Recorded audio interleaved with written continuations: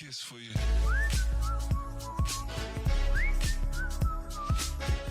Alright, let's talk about Starfield. So as the title suggests, yes, this is my first Bethesda game. I've not played Fallout 4 or Fallout 76 or Skyrim or anything like that. This is my first Bethesda game, and I kind of wanted to just look at this from a more new player perspective to the series and to Bethesda in general, and kind of see my thoughts on Starfield after it has been about 2 years now, with some decent updates to check on it.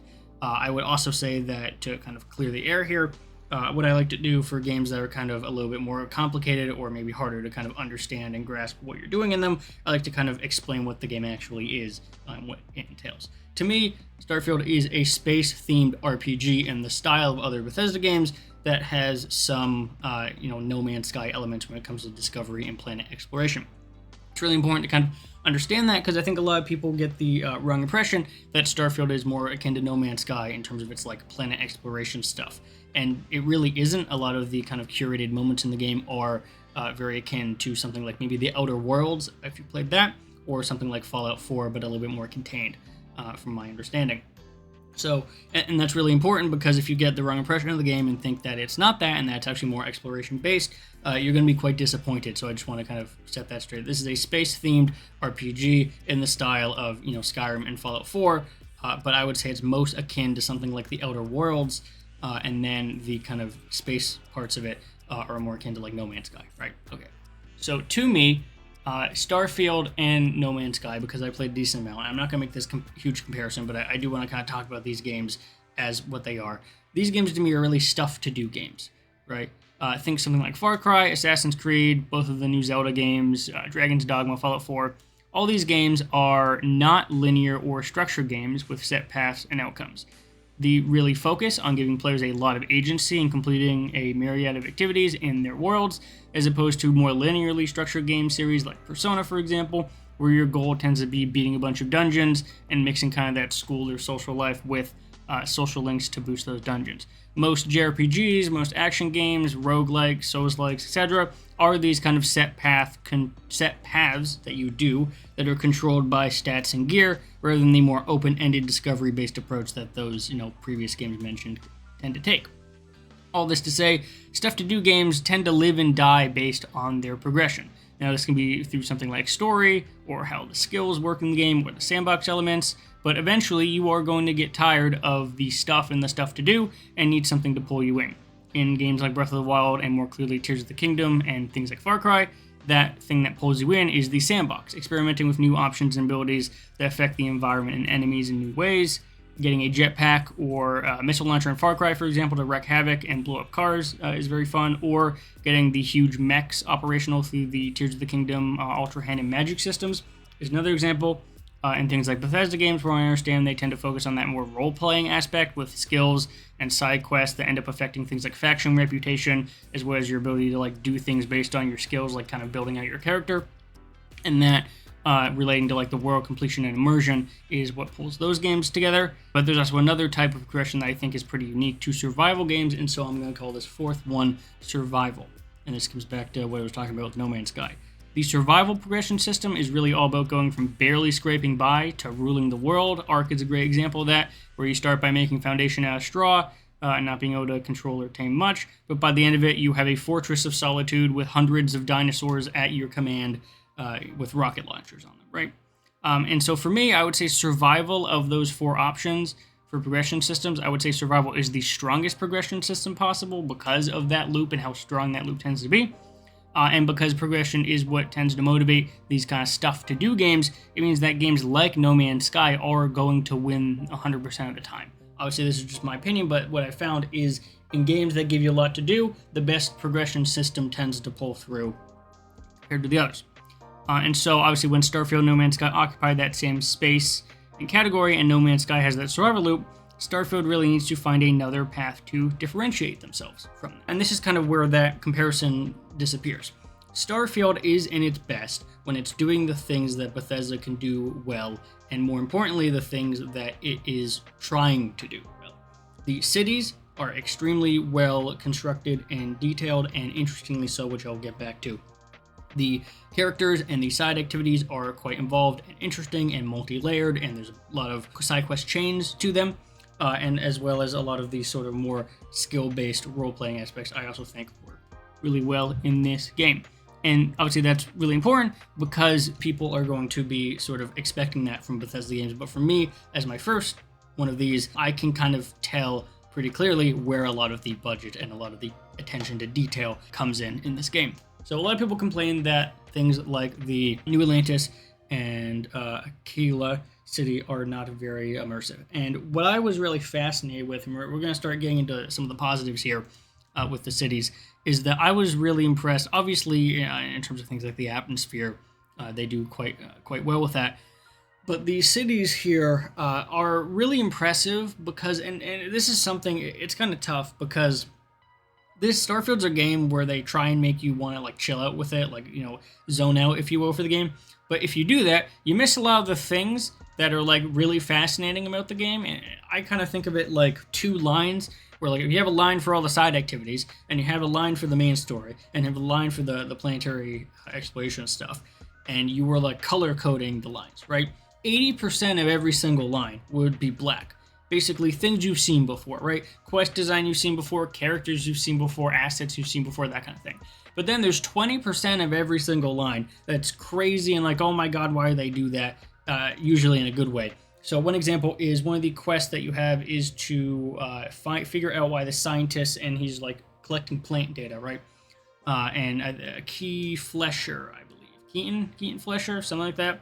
And he's collecting plant data, and he needs your help collecting that, and you have to, you know, get it from his adversary and do that. And he's like, oh, well, if you're gonna do that, I need my record cleaned. So you go up to an apartment building, you find the apartment, open it up, do a lock minigame, and then you're deleting his files, right? You come back, he gives you the data, you do that, and then that eventually branches out into more quests where you're able to, you know, collect more about the tree and try and solve it. That apartment where you go into something towers, I don't quite remember, it was gold and it said something towers, that's all fully modeled. It's a fully modeled apartment with all the things. It's a fully modeled hallway into it. It's the elevator and all that stuff. And so it's really just fascinating because if you didn't take that quest, there is never a point where you're going to see that. There is never a point where we're going to go into that building, go to the elevator, go to the apartment. There's no reason you would ever want to do that, nor would you even know that it exists. Starfield is literally filled with things like this. Constant reminders that, hey, this entire section you would have never seen if you never did the side quest. And I think that's fascinating, not only from just how the narrative and how the game is designed, but also from just a resources perspective. It's like that is, I would say, and it's hard to put percentages, I would say like 40% of the stuff you can do in Starfield is stuff majority of people will never find because they don't do the specific side quests in order to find those assets. And a lot of them are unique. Some of them are, you know, apartments and things, but a lot of them are unique places and unique items and unique bases and that kind of thing. And you would never see them if you weren't trying all these out. So I found that really impressive because you gotta understand, and this comes back to the other thing, which is item quantity. Majority of games don't do that. You know, when we say Starfield is like boring or is not very creative or whatever, it really takes like I don't think there's necessarily an understanding of like I can't think of any game, even other Bethesda games from what I've seen, that bother with this amount of assets and textures and kind of development of game resources for things people won't see. Right? Even something like the Witcher series and Witcher 3, when it has their side quest, where you're going to go to a house and it has that stuff. That's just a house that's in the middle of something and it has a couple of items that you can like pick up, right? This is like, hey, you're going to see this apartment building once and then it's never going to be used for anything again, right? Most side quests in most games, most main quests in most games have a location that they use multiple times for things. And if they're not using it for multiple times for things, there's not really anything there, right? I remember one in like The Witcher 3 where you have to like fight some ghosts off and you go to like this town with a well and you can go down the well there and you can go down the well if you don't select the quest and nothing's there, but if you do select the quest then some ghosts spawn to be, I believe. And that area is also used again later on. And so it's just an example of like even games that have really great side quests don't bother with unique assets for every single one. And like another example is early on, if you investigate the brownouts down in Well City, those security panels, the like electrical panels, you can go around. They're all there, and they all like make sense where they're at. It's not like procedurally generated or anything. You only use those once. Most of those are only used once. Some of them can be used again, but majority of those are only being used for that quest. But they fit so naturally in the field, the I guess underground city, that you never really noticed that. That's really what I'm saying, is things that fit so perfectly into the world that are just normally there, but they're actually used for side quests. They're actually usable and useful items. And so I think that's really impressive. Obviously, the item tech of being able to have all these items and collected and detailed and modeled and everything is quite impressive. No one's going to be complaining about Starfield's graphical capability. I've seen some complaints maybe that the cities are not as lively or not as realistic as you would hope. So all I have to say to that is, and it kind of makes sense, at least in my mind when I think about this, I think about these cities as sort of like a Disney World feeling. Like, you go to Disney World, you're at the park there, and while this is real stone you're on with a real bridge and a real river, it's man-made. You go over, I remember going over to the hotels, and you have to cross a bridge with a river running through. Everything there is man-made. The bridge is man-made, the river is man-made, it goes into man-made buildings on the other side, all the vegetation's there's placed, right? It's a real place, but it doesn't feel like a real place because it had to basically be built from nothing. That's what I feel like these cities in Starfield are. New Atlantis and Aquila and a bunch of the other ones, Neon, all these feel a lot of the time, especially ones that are like outside, feel like we had to create a city from nothing. And so of course it's going to feel artificial because it is artificial. You're building up these skyscrapers and these towers and these things, and it's going to be artificial because that's kind of how you had to build up from nothing, right? You had to terraform stuff, and you had to get them down, you had to, and so it makes sense that it looks and feels like that because that is how you would go about building a city from scratch on just a vacant plot of land. Let's talk about the more interior elements. And what I mean by that is the characters and their facial animations and voice acting. Voice acting is pretty good on all the characters that I've kind of interacted with. The detail on the characters is also quite impressive most of the time when I'm talking to them face to face. And the facial animations. A lot of people clown on Bethesda, I guess, for their facial animations and the weird tech they use. To be honest, as someone that plays a lot of JRPGs who don't even bother at all with facial animation to any capacity, like 95% of the time, and the other, like, I came from, Pokemon and Minecraft, and then I went into more JRPGs like Persona, Final Fantasy, that kind of thing, and none of those games, bar some later Final Fantasy entries, bother with much in the way of facial animation and character emotion. And so when you get something like this, it is not, phenomenal in comparison to like Expedition 33 or, Final Fantasy, the later Final Fantasy games, or even something like Street Fighter or any of the other like more detailed fighting game stuff. But what it is it's enough that it does make you feel like these are relatively real people and real characters.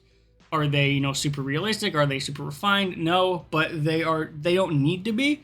They're already doing enough in a space that tends not to bother with detailed facial animations and that kind of thing, right? Like, if you actually think about what RPG series bother with detailed facial animations, we have Kingdom Come Deliverance, and like maybe Fallout 4 if you qualify that, but again, people complain about Bethesda facial animations, so like their Dragon's Dogma doesn't really have facial animations, so you get rid of that. Resident Evil, maybe if we're going along the Capcom route, maybe Resident Evil has decent facial animations for 7, 8, like 4 remake maybe, but like majority of games, even ones that are high budget, tend not to have crazy, ridiculous facial animation, so I think what we have in Starfield is perfectly fine and perfectly acceptable. But it does come down to, I think, this last point on expectations. When I get to the other aspects, the planetary exploration, the point of interest, and the other kind of more looser side quests that are more like going to a planet and investigating a science outpost or something. Those are significantly less interesting because Starfield, for whatever reason, insists so much on its space exploration pieces at times. And it always kind of draws in the back of my mind at how similar it is to No Man's Sky. I don't want to, necessarily compare the two because they are different games, but when Starfield pulls up its resource scanner, its plant scanner, its outpost, and its ship combat, that a lot of them are almost identical to how they work in No Man's Sky, it comes off a little weird, right? Even the thing that's praised in Starfield, the shipbuilding, is quite similar to how you design your freighter in No Man's Sky, with being able to swap in and out different parts and have different crew, and you can recruit crew in that, right? Like there's a lot of similarities there, which I think is quite interesting. And obviously, it's not good to try and compare them, but there's not really other space games. Like, I think one thing that people kind of forget a lot of the case is that there's Elite Dangerous, there's EVE Online, and then there's Starfield, and there's No Man's Sky. Really, there really isn't a ton of like 3D exploration space games in general. And so when you're limited to only a couple of them, inherently you're going to be drawing comparisons between the two. I try not to do that as much as possible, but it is something I definitely want to note there. The other thing is that obviously don't expect Starfield to be No Man's Sky. I think one thing that tends to happen is people are like, oh, well, No Man's Sky did this, so Starfield should, or why can't Starfield be like this thing? And people forget that obviously No Man's Sky had a rough launch, but No Man's Sky has had 9 years of updates. And what comes with 9 years of updates is developing an entire studio focused around giving No Man's Sky those 9 years of updates. So my kind of takeaway is, unless you want Starfield and Bethesda to become a Starfield studio and work on Starfield for the next 9 years, you are not going to get anywhere close to No Man's Sky's level of updates and stuff. Obviously, and because of that, Starfield is going to have to go for a different audience, and they tend to do that. And a lot of people's complaints on the point of interest system come from the idea that Bethesda was known for this great exploration and discovery, and Starfield has none of that, right? And in fact, it's even the opposite, where a lot of the discovery is taking a very large back foot to everything else that happens. And they're right, a lot of the planetary exploration, a lot of the points of interest and things you do are quite boring and not good at all. But to me, I never really viewed them as such. I kind of... There's a couple people that sort of mentioned this, and that is, if you're new to these games like I was, what you're probably going to do is go to these planets and be like, oh, well, that's pretty cool, a couple of points of interest, and you're going to try and set up outposts or settlements on them, right?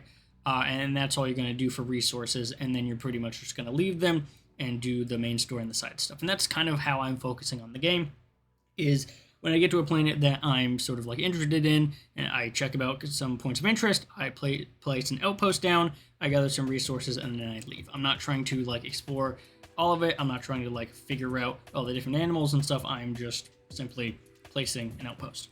And this isn't to say people's expectations were too hard or they were misaligned or whatever, because they weren't. People were expecting something that Bethesda can do, and they decide to go a different route. And part of me can only say, to be honest, anyone that played this game, and I would say the first year, all their criticisms are 100% valid, because what they experienced and what they probably played the game on was not good. The map not being existent for the cities was atrocious, as well as for the landmarks. There is now a full map in both cities, all the cities, as well as underground parts of the cities, and out in the kind of like planetary generation aspects of it, so I quite like that. You can change the FOV, so that was another thing they didn't have. You can absolutely change the FOV and accessibility. There was no way to get any vehicle, so you could travel around the areas in the generation quicker. They've added a couple vehicles now that you can do with that, and they've fixed a couple bugs and dramatically increased the performance. So I would say that if you've played the game, and I would say the last year, and I'm playing on the patch May 22nd, 2025, so if you played in the last year, I would say, come in with a fresh mind and restart if you need to, and I think you'll have a considerably better time playing the game if you focus, as I said, on those faction and side quests, and then do main story. And that may be disappointing to a lot of people that kind of focused on the planetary stuff because they thought that was going to be a very big draw and didn't end up being. That is still the case here, right? These things are not magically way better, but I do think if you pace it correctly, and if you kind of go in with the idea that this is still a space-themed game first, something like Outer Worlds, rather than a like No Man's Sky or adjacent game, then you are going to have a much better time playing this game, especially with, again, those updates to the map, to the exploration of those areas, to things like FOV, and the general usability of stuff. I am playing vanilla currently with only one mod, which is the Star UI mod to fix some of the inventory issues, but even then the Star UI mod is a very light mod. It just kind of makes it a little bit more compact, and it lets you do things by category a little bit more easier. But overall, I didn't install any like point of interest mods or any like overhaul mods or anything like that. I kept it pretty vanilla just to see what the actual experience was, and I am quite impressed by a lot of the aspects that the game kind of entails. And as my first Bethesda game, would I recommend it? So that's kind of a hard thing, because to me, stuff to do, I would recommend this game if you were running low on stuff to do games or don't have any. And that's not an insult to the game. There's plenty of stuff to do games. Plenty of Game of the Year contenders are stuff to do games, fundamentally, right? But it really is one of those games where, like, if you want to kind of just chill out and zone out and do stuff, that is the game for this. My issue is I don't put a ton of value in stuff to do games. Of those games, for example, I bought Far Cry 5 for like $18. Assassin's Creed Origins was the entire thing, plus all the DLC was like $22. I got Breath of the Wild for free. Dragon's Dogma I paid like $8 for on Switch. And Fallout 4 I paid like $15 for. So I didn't end up actually playing Fallout 4. I played for like 10 minutes and then refunded it. So see how well that went. But like I didn't pay a ton of money for any of those games that I mentioned that are kind of like stuff to do games. So that's kind of where I come to this point, is that in no way is this game worth $70. I would say if you're the type of person that might like something like this, I definitely think picking it up for like 25 or 30 is definitely warranted.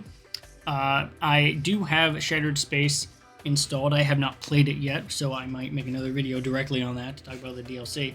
But I would say that if you can pick this up for like 25, 30, it's worth that. If you can pick this game up for 40, I would say 40 is about the highest you'd go. I'd even say a little bit less, like 35. Because to me, this game is a kind of chill out and stuff to do game that I enjoy for the space elements. I guess I should also mention I did complete the Outer Worlds. I 100%ed that game. It took about 27 hours, and I thought it was fine, right? I am enjoying Starfield more than the Outer Worlds currently, which is impressive, and it is a good thing, right? I kind of like enjoyed the gunplay of Outer World and sort of how locations looked, but then it was pretty much that was it. I didn't really connect with any of the characters or story or anything like that. And they baited me by showing me 8 planets and only being able to visit 4 of them. That was very annoying. So Starfield luckily does not do anything like that. And I would generally say of those two, I do enjoy Starfield more. Obviously, it's on Game Pass as well, so you can check that out there. That's probably where I think most people should play, just $20 for that 1 month, and then get your fill and never come back if you want. But I do like the game. And I think as the first Bethesda game, it is a good one. It's also one of the easiest ones to play in terms of actually getting it running and getting it working and not having a bunch of issues and not needing to install like a bunch of mods to make it function and all that. It performs decently well, although I do have a 4080. So if you are concerned about performance, I get about 120 FPS on max settings, max graphics settings. I do have 32 gigs of RAM though, and it eats about 22 gigs of that RAM. And it sometimes dips to like 90s, but I am running on max. I am using DLSS set to quality. I'm also running at 2K, so if you set this thing to like 4K, it could definitely run lower, but overall I would say it runs decently. Now, it might not again have run nearly as well at the start, but it runs pretty decently now, so I won't be concerned over any of that. So hopefully that was interesting. I hope I was able to kind of like give my perspective on like what I think this game is and what value it brings, as well as maybe some of the things that don't really work about it. So if you're interested in this and want to see more of this stuff on the channel, hit the like button, subscribe to all that, and I'll see everyone in the next video.